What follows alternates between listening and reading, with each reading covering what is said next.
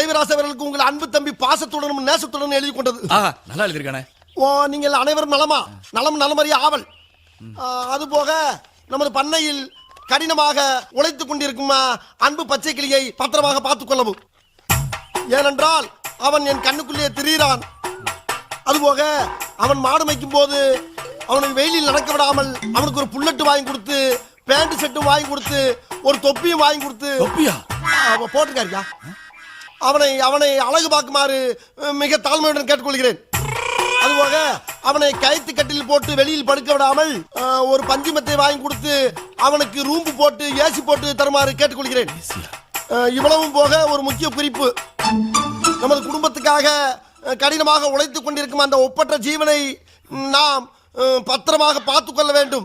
அப்பொழுதுதான் நாம் எல்லோரும் பத்திரமாக இருக்க முடியும். மொத்தமே 4 வரி தான் இருக்கு. 4 வரி தான், ஆனா கூட்டத்தில் எழுதியிருக்காரு அவரு. கூட்டெழுத்தா?